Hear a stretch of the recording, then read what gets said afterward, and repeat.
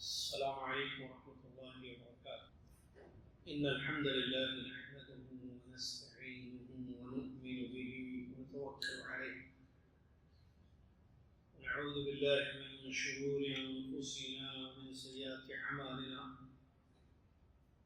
من يهده الله فلا مضل له ومن يضلله فلا هادي له، وأشهد أن لا إله إلا الله وحده لا شريك له، وأشهد أن محمدا عبده ورسوله.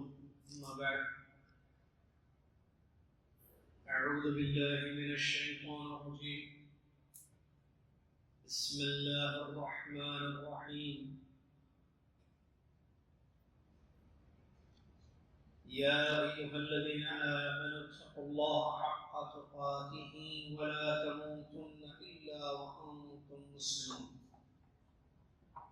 يا أيها الناس اتقوا ربكم الذي خلقكم من نفس واحدة وخلق منها زوجها وبث منهما رجالا كثيرا ونساء، واتقوا الله الذي تساءلون به والأرحام إن الله كان عليكم رقيبا.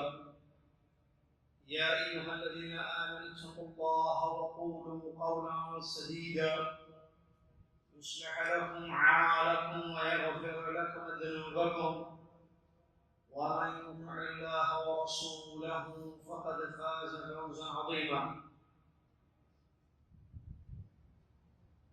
قال الله سبحانه وتعالى: يا أيها النبي حسبك الله ومن اتبعك من المؤمنين.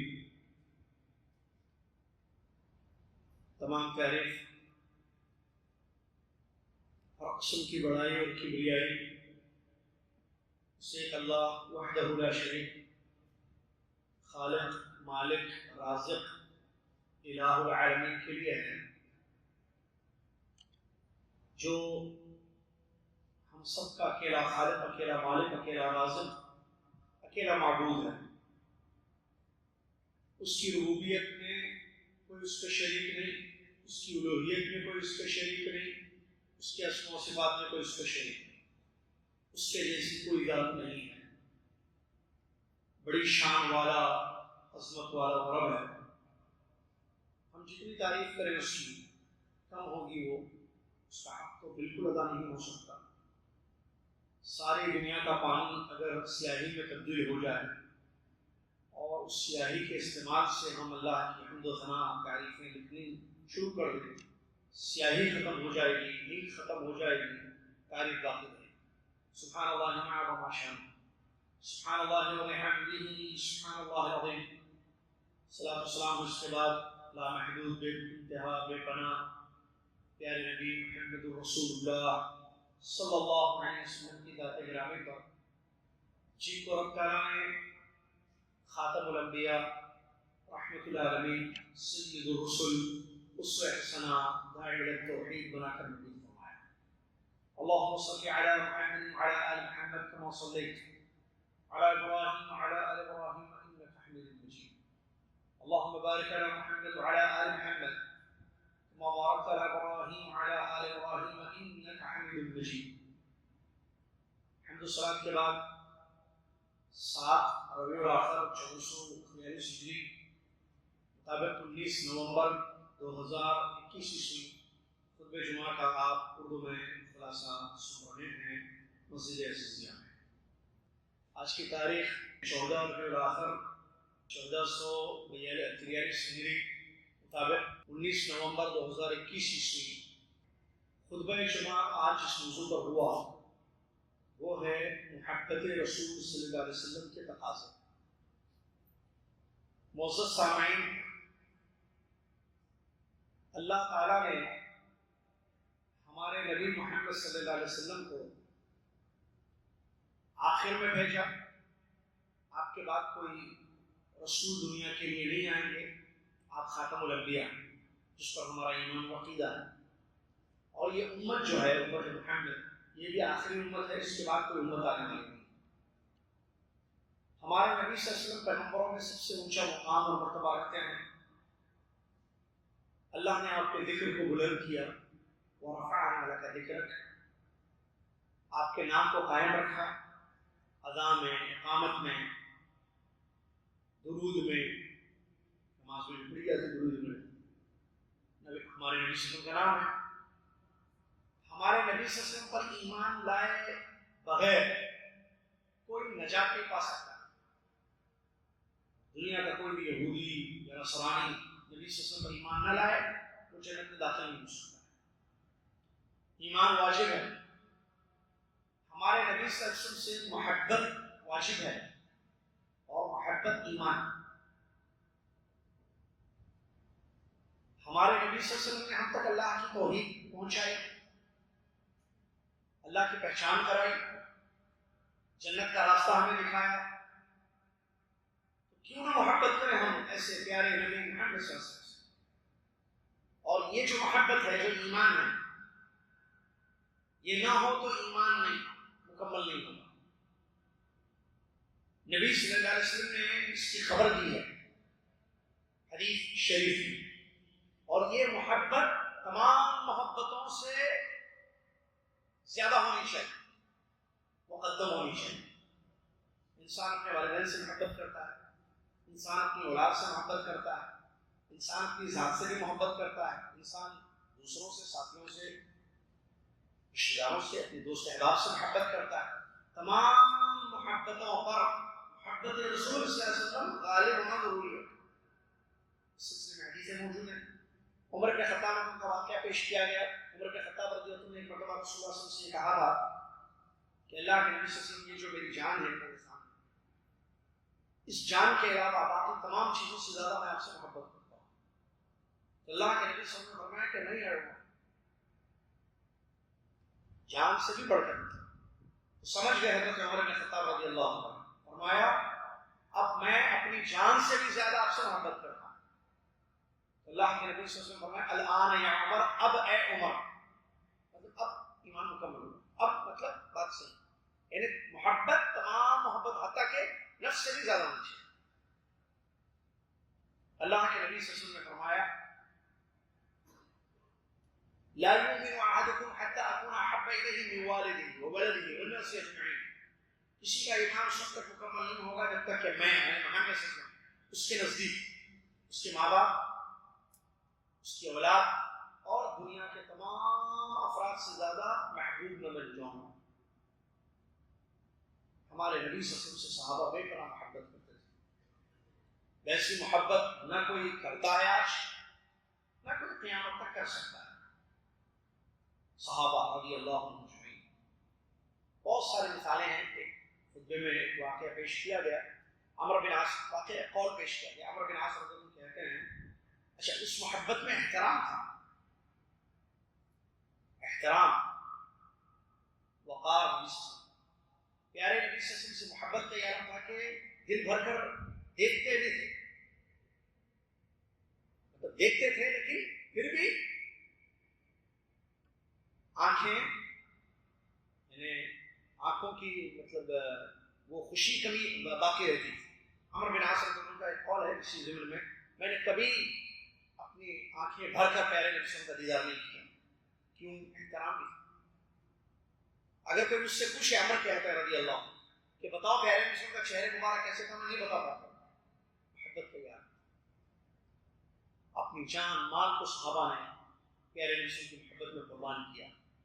اس محبت کی بغیر انسان کا ایمان مکمل نہیں ہوگا. میں آپ بھی محبت کرتے ہیں، ہم میں سے کوئی ہے جو نہیں محبت کرتا ہے. لیکن سوال یہ ہے محبت کے تقاضے کیا ہیں؟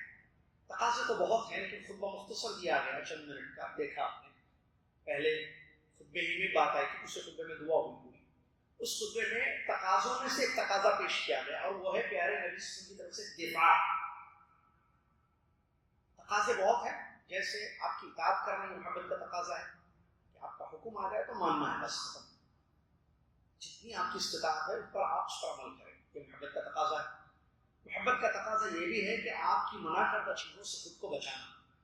پیارے نبی نے جن چیزوں سے روکا ہے، بدعات سے، خرافات سے، الٹے ہاتھ سے کھانے پینے سے، جتنی چیزوں سے آپ نے اپنی امت کو روکا ہے، محبت کا یہ تقاضا ہے کہ انسان اس سے روکتا ہے۔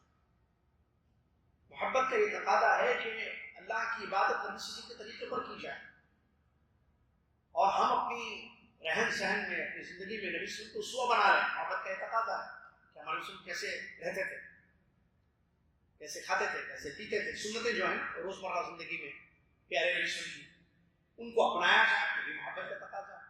انہی تقاضوں میں سے آج جس تقاضے پر خطبہ ہوا ہے وہ ہے دفاع عن رسول صلی اللہ علیہ وسلم، ڈیفنس نبی صلی اللہ علیہ وسلم کی طرف سے۔ کیا مطلب اس کا؟ اس کا مطلب یہ ہے کہ اگر نبی صلی اللہ علیہ وسلم پر کوئی انگلی اٹھائے،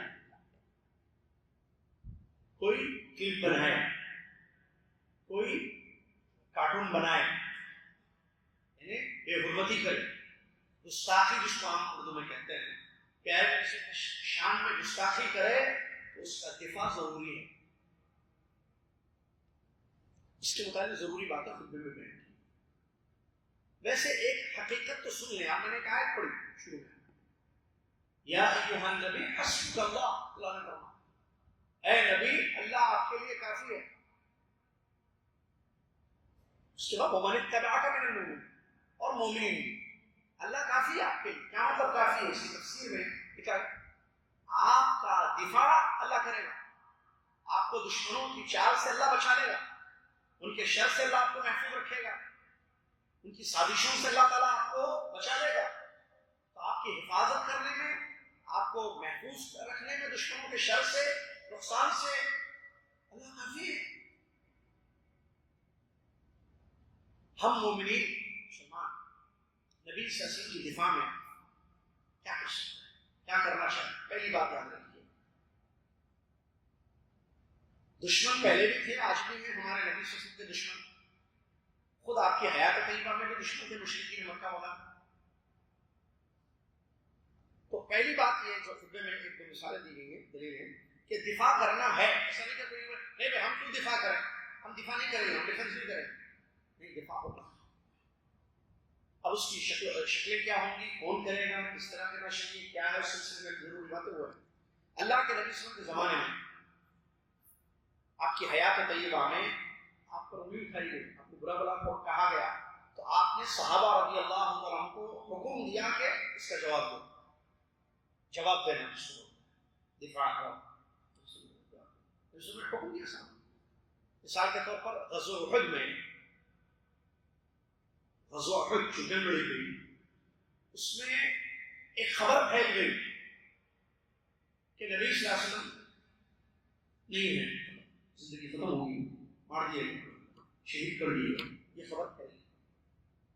اور نبی صلی اللہ علیہ وسلم صحابہ کے ساتھ تھے، خبر کی کہ کسی کو مت بتانا کہ میں ہوں ابھی زندہ۔ خبر پھیل گئی۔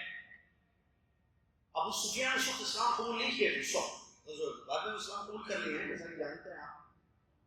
اس وقت جب انہوں نے دیکھا گیا، وہ بھی یہی سمجھے کہ محمد صلی اللہ علیہ وسلم ختم ہو گئے، انہوں نے کہا کہ کھڑے ہو کر کہا کہ عزت اور غلبہ ہمارے لیے ہے، ہمارے لیے عزت اور غلبہ ہے، ہمارے لیے کوئی عزت اور غلبہ نہیں ہے۔ اللہ کے نبی نے ابو بکر صدیق رضی اللہ عنہ سے کہا کہ جواب دو۔ ابو بکر صدیق رضی اللہ عنہ نے جواب دیا۔ اس کے بعد اس کو سن کر کہتے ہیں ابو سفیان اس وقت جو اسلام قبول نہیں کیے تھے، اس وقت ہمارے پاس لنا العزہ ولا عزہ لکم، ہمارے پاس عزہ ہے جس کی عبادت کرتے تھے اللہ کے سوا، تمہارے پاس ہے مسلمانوں کوئی عزہ نہیں۔ یہ بھی اٹیک ہو گیا اسلام پر، مسلم دعوت لے کر آئے۔ تو ابو بکر صدیق رضی اللہ عنہ نے فرمایا جواب دو اے عمر اس کا۔ انہوں نے کہا کہ کیا جواب؟ آ کے کہو اللہ مولانا ولا مولانا، اللہ ہمارا مولا ہے، ہمارے پاس کوئی مولا نہیں۔ تو ایک چھوٹی سی مثال ہے جس سے بات معلوم ہے کہ ڈیفنس کا، دفاع کا جواز ہے اسلام میں، دفاع ہونا چاہیے۔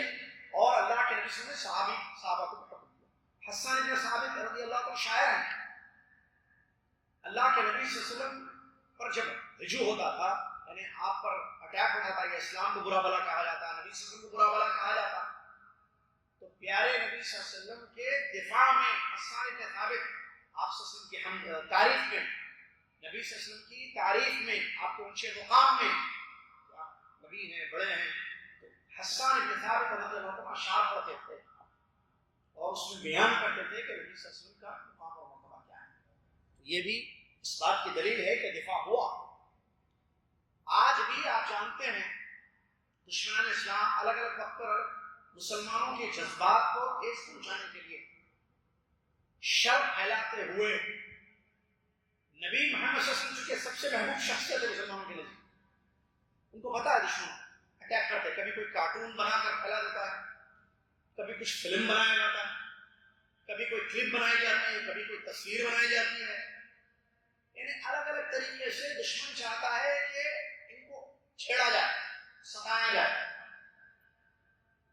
ظاہر بات ہے اس سے تمام امت کو تکلیف ہوگی اور ہوتی بھی ہے۔ سوال یہ ہے کہ اگر ایسا معاملہ ہو، جیسا ہوتا ہے، آپ نے دیکھا کئی مرتبہ ہوا دشمنوں کی جانب سے، بعض ممالک کی جانب سے، بعض افراد کی جانب سے، بعض کمیٹیوں کی جانب سے یہ حرکتیں ہوئی، اس کا رد کیا ہوگا؟ کون دے گا رد؟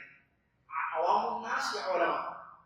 عالم، دیکھیے تین قسم کے لوگ ہوتے ہیں، ایک ہے عالم، ایک ہے طالب علم، دو تیسرا ہے عوام، تیسرے عوام۔ آپ بھی میں بھی تینوں میں سے ایک ہوں، یا تو ہم عالم ہیں، ہم سب علماء، یا ہم طلاب العلم ہیں، یا ہم عوام الناس۔ دفاع میں نبی صلی اللہ علیہ وسلم کے رد کرنا، اس کا دشمن نے انگلی اٹھائی ہے، نبی صلی اللہ علیہ وسلم کی ذات پر جیسے شادیاں کرتے تھے، ایک سے زیادہ انہوں نے شادیاں کی ہیں، یا نبی ہے محمد اسے نعوذ باللہ من ذالک پیچھے اچھالتے، تو اب اس کا رد عوام کرے گی، طلاب کریں گے، یا علماء کریں گے؟ جواب اس کا یہ ہے علماء کریں، عوام نہیں کریں، کیونکہ رد ایک فن ہے۔ اب سوال کا صحیح جواب دینا چاہیے۔ ایک شبہ، اس کو کہتے ہیں شبہات، لوگوں کے ذہنوں سے کھیلنے کے لیے، ان کے ذہنوں کو یا ان کو اسلام سے دور کرنے کے لیے، محمد صلی اللہ علیہ وسلم کی محبت سے دور کرنے کے لیے اس طریقے سے جو ہے شبہ، ڈاؤٹس ڈال دیے جاتے ہیں، اور اس کے لیے فاسٹ میڈیا کا استعمال کیا جاتا ہے، چاہے وہ یوٹیوب ہو، فیس بک ہو، انسٹاگرام ہو یا ٹویٹر ہو، یہ چیزیں ڈال دی جاتی ہیں تاکہ لوگ جو ہے محمد صلی اللہ علیہ وسلم کے دین سے دور ہو جائیں، ان کی سنتوں سے ہٹ جائیں، حتیٰ کہ مسلمان بھی اس میں متاثر ہو جائیں۔ تو اب اس کا جواب عوام نہیں دے گی، کیونکہ جواب دینا یہ ایک ذمہ داری ہے بہت بڑی، اور جواب مسکت ہونا چاہیے، مسکت ہے جس کا دشمن کا منہ خاموش ہو جائے، ایسا جواب نہیں کہ جو کمزور ہو، جواب کمزور بھی ہوتا ہے، رد جو ہے کمزور بھی ہوتا ہے، رد پاورفل ہونا چاہیے۔ اس نے ڈاؤٹ ڈالا، اب اس ڈاؤٹ پر جواب دینا چاہیے، اس نے کوئی واقعہ پیش کر دیا اسلام کا، دیکھو اسلام میں ایسا ہے، یہ محمد صلی اللہ علیہ وسلم ایسے کر رہے ہیں، یہ ان کے نبی ہیں، یہ شبہ ڈال دیا بھائی، اب اس شبہ کا جواب علماء صحیح طریقے سے دے سکتے ہیں، ان کو پتا ہے شبہ کو حل کیسے کرے، اس کا رد کیسے کیا جائے، اور رد واجب ہے، علماء کرتے ہیں، علماء کا کام ہے، علماء کرتے ہیں، علماء خاموش نہیں رہتے ہیں، اور اس کا جواب جب رد دیتے ہیں یا رد کرتے ہیں، پھر دشمن کی مجال نہیں ہوتی ہے کہ وہ پھر سے کوئی چیز کہے یا اس شبہ کے بارے میں کوئی اور چیز بات کرے۔ لیکن طالب علم چونکہ طالب علم ہے، علم پورا نہیں ہے اس کے پاس، تو اگر وہ جواب دینے آ جائے یا عوام جواب دینے آ جائے، عوام کے پاس علم نہیں ہوتا ہے، تو وہ جو دشمن چاہتا تھا کہ شبہ پھیلے، وہ شبہ ان کے جواب کی کمزوری کی وجہ سے اور پھیل جائے۔ اس پوائنٹ کو اچھی طریقے سے ذہن میں رکھیں کہ خطبے میں بیان کیا علماء صرف، اچھا ٹھیک ہے، عالم کو پتہ نہیں چلا، مثال کے طور پر علماء کو خبر ہوتی ہے، بعض لوگ کہتے ہیں موجودہ حالات سے علماء واقف نہیں ہے، بیکار کی بات ہے، اہل علم موجودہ حالات سے دنیا کے واقف ہوتے ہیں، وہ یہ نہ کہیں کہ مدرسے مسجد کے عالم ہیں، ان کو کیا پتا کہ نیٹ پر کیا چیز پھیلائی جا رہی ہے، یہ سوشل میڈیا میں کیا چیزیں ہو رہی ہیں، یہ غلط بات ہے۔ سوشل میڈیا سے موجودہ دور میں بھی الحمدللہ علماء واقف ہیں، علماء کو اگر کسی عالم کو نہیں بھی پتا ہو تو ان کے شاگرد ان کو بتا دیتے ہیں کہ یہ معاملہ ہو رہا ہے، اور آپ یا میں اگر عوام ہیں، ہم تک ایک بات پہنچی ہے کہ نبی صلی اللہ علیہ وسلم کے بارے میں یہ کہا جا رہا ہے، فوراً میری اور آپ کی ذمہ داری کیا ہے، کیا کریں ہم علماء تک یہ بات پہنچا دیں۔ دیکھیے یہ ایک شبہ جو ہے پھیلایا گیا ہے، علماء ماشاءاللہ تبارک اللہ کافی ہیں. ایک نہیں ہے دنیا میں عالم. سعودی عرب میں علماء ہیں, ہندوستان میں علماء ہیں, پاکستان میں علماء ہیں, بنگلہ دیش میں علماء ہیں, سری لنکا میں علماء ہیں. نہیں ہے علماء؟ ایسٹ ویسٹ نارتھ ساؤتھ علماء موجود ہیں الحمدللہ. ہم علماء تک یہ خبر اگر اردو میں کسی نے پھیلا دیا پہنچا, عربی میں جس جو بھی زبان علماء تک یہ بات پہنچا دیں اور وہ اس کا جواب دیں گے, وہ اس کا رد کریں گے. لیکن ہوتا کیا ہے, ہم علماء تک یہ بات نہیں پہنچاتے, بلکہ ہم ایک دوسرے تک یہ بات پہنچاتے ہیں اور دشمن یہی چاہتا ہے کہ یہ چیز پھیلے. میرے پاس ایک چیز مثال ہوتا, زید کے پاس ایک کلپ آئی. زید ایک عام آدمی ہے, اس کے پاس کسی نے جو ہے واٹس ایپ پہ بھیج دیا جو نبی صلی اللہ علیہ وسلم پر نعوذ باللہ جو ہے تہمت لگائی ہوئی. نبی صلی اللہ علیہ وسلم کی شان میں کسی قسم کی گستاخی کی گئی ہے. زید کے پاس ایک کلپ آئی. اب زید کا کام یہ ہے کہ علماء کو کہے کہ دیکھیے یہ علماء تک پہنچا دے. لیکن زید کیا کرتا ہے, اپنے دوست خالد کو بھیجتا ہے, اور خالد کا ایک گروپ ہے جس میں جو ہے تقریباً 300 لوگ واٹس ایپ پہ ہیں. خالد کیا کرتا ہے, وہ اس گروپ میں ڈال دیتا ہے جس میں 300 لوگ ہیں. اب زید نے خالد کو پہنچایا, سنتے جائیے, صرف بات زید تک تھی. اور یہ بات جو زید کے پاس آئی, یہ خیر ہے یا شر ہے مجھے بتائیے گا. سب کہیں گے نبی صلی اللہ علیہ وسلم کے بارے میں گستاخی کرنا یہ خیر کیسے ہو سکتا ہے, شر ہے, یہ شر ہے. اب کیا میں اور آپ, یا زید میں ہوں یا زید آپ ہیں, کیا میں شر کو پھیلاؤں یا بند کرنے کی کوشش کروں؟ اس شر کو روکنا ہے, یہ ہمارے نبی صلی اللہ علیہ وسلم کی گستاخی ہے. اب اس شر کو روکنے کے لیے علماء تک پہنچا دیں, علماء اس کا جواب دے رہے ہیں, ختم بات.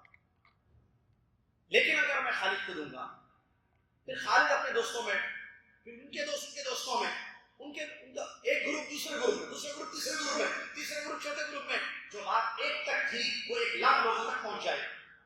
اور جن تک وہ پہنچ جائے ان کے ایمان میں کمزوری بھی ہو سکتی ہے, وہ پاورفل نہیں ہے. اچھا اس کلپ میں شبہ ہے, سمجھ رہے ہیں, ایک حدیث ہے جو بخاری کی ہے مثال, اس پر نہیں اٹھائی گئی ہے, حدیث صحیح مسلم کی ہے, نبی صلی اللہ علیہ وسلم کا سچا واقعہ ہے, اس پر نہیں اٹھائی گئی ہے, شبہ ڈال دیا. یہ دیکھو حدیث میں بخاری کی حدیث, بخاری کی حدیث صحیح. اب عام آدمی اس حدیث کو نہیں سمجھ پائے. اب دشمن نے اس حدیث کو غلط طریقے سے پیش کر دیا, جس میں شبہ ڈال دیا, نبی صلی اللہ علیہ وسلم پر جو ہے اس نے انگلی اٹھا دی, گستاخی کر دی. اب جب 1 لاکھ لوگوں تک زید کی ایک کلک کی غلطی کی وجہ سے, ایک کلک کی غلطی کی وجہ سے 1 لاکھ لوگوں تک جائیں گے, اس میں ہو سکتا ہے کئی ہزار ایسے ہوں گے جو نہیں سمجھتے ہیں حدیث.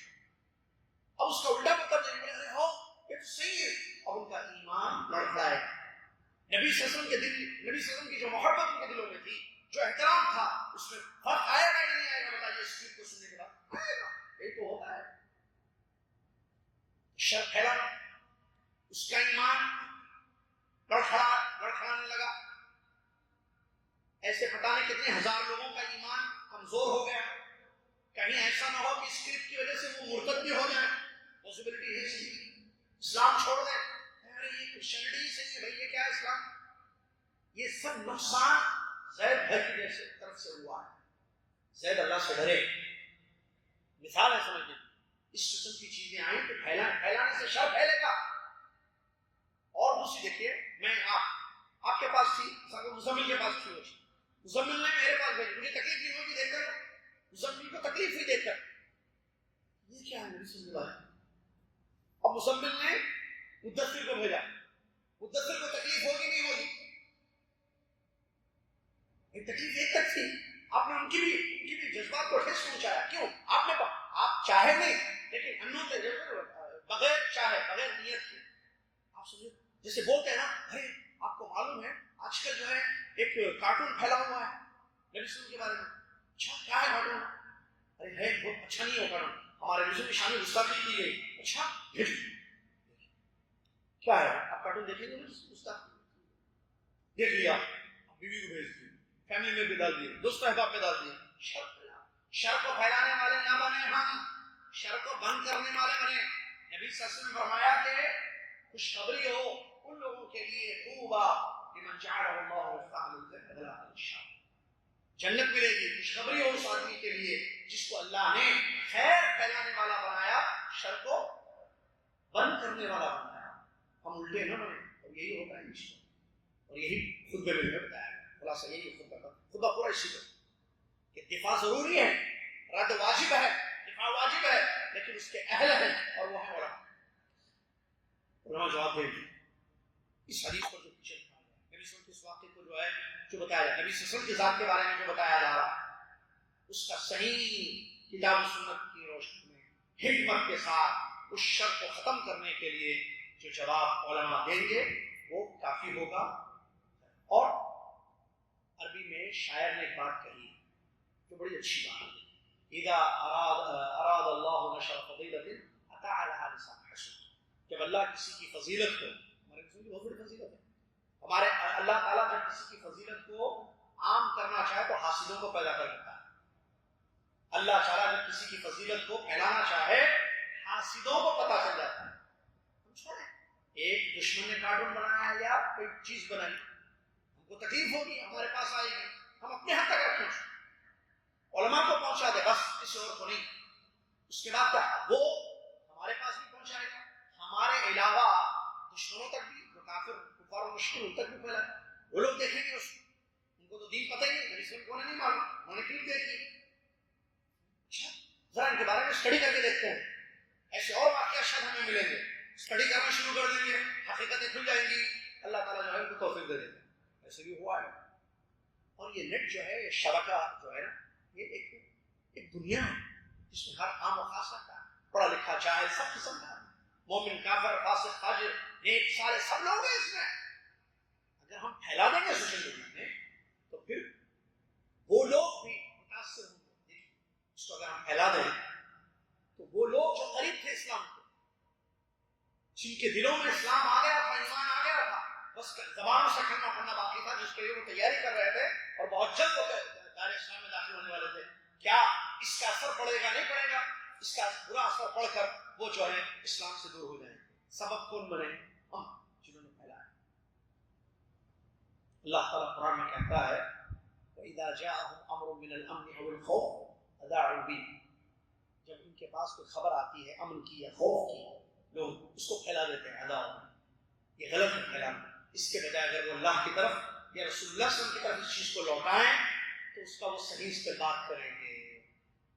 بہت تم جو ہے شیطان کی پیروی کرتے ایک مکمل آیا اس آیت میں بتایا گیا کہ کوئی بھی خبر آئے تو فوراً نشر نہیں کرنا ہے اس فوراً پھیلا دینا نہیں ہے اس خبر کی تحقیق کرنی ہے. کیا یہ خبر پھیلانے کے قابل ہے اس کو کیا میں گروپس میں ڈالوں یا نہیں. اگر میں ڈالوں گا اس سے فائدہ ہوگا یا نقصان ہوگا یہ سب اسٹڈی کرنے کے لیے. فائدہ ہے خبر اچھی ہے خوشخبری ہے خبر صحیح ہے فائدے والی چیز ہے دین کا فائدہ ہے مسلمانوں کا فائدہ ہے ضرور پھیلائیے گا آپ کو اجر ملے گا انشاءاللہ. لیکن اگر اس سے دین کا نقصان ہے مسلمانوں کا نقصان ہے امت کا نقصان ہے ہرگز اس خبر کو نشر مت کیجیے. کل قیامت کے دن اللہ کے پاس جواب دینا پڑے گا. الیوم نختم علی افواہہم وتکلمنا ایدیہم وتشہد ارجلہم بما کانوا یکسبون. سورہ یاسین کے تقریباً آئے تھے نا اللہ تعالیٰ منہ پر مہر لگا دے قیامت کے دن. ہاتھوں سے منہ پر مہر لگا دیا گیا ہاتھوں سے جو کچھ کیا ہم نے اس کا جواب آپ بولیں گے کہ ان کے ساتھ کیا کیا ہے. پیر گواہی دیں گے کہ یہ پیروں سے نشان کہاں گیا ہمارے ہاتھ دیکھیں کتنے یہ ہاتھوں سے ہوگا نا یہ ایسے دبا دیا گروپ ہے اور سب کا میرے پاس کلپ ہے میں نے ایسے دبا دیا چلا گیا. کیا اس کو واپس لے سکتا ہوں نہیں. اس کلپ پہ پتا ایک مرتبہ ایک ہاتھ سے میں نے کیا انہیں سے اگر یہ خیر میں پھیلا رہا ہوں تو مجھے بہت تجربہ ہے. اگر یہ شر میں پھیلا رہا ہوں تو یہ انہیں میری وبال جان میں نہیں ممکن ہے. اسی لیے اپنے ہاتھوں پر کنٹرول کیجیے اپنے ہاتھوں پر کنٹرول کیجیے مت نشر کیجیے وہ چیزیں جو شر والی. خیر و شر کو پہچانیے خیر کو پھیلانے والے خیر پر عمل کرنے والے خیر کی طرف بلانے والے میں اور آپ بن جائیں. شر کو روکنے والے شر سے دور رہنے والے اور شر کو ختم کرنے والے میں اور آپ بن جائیں. اللہ تعالیٰ مجھے اور آپ کو توفیق عطا فرمائے. یہی مختصر سی بات تھی آج کے خطبے میں. اللہ سے دعا ہے اللہ تعالیٰ ہم سب کو صحیح بات کو سمجھنے کی صحیح بات پر عمل کرنے کی توفیق عطا فرمائے.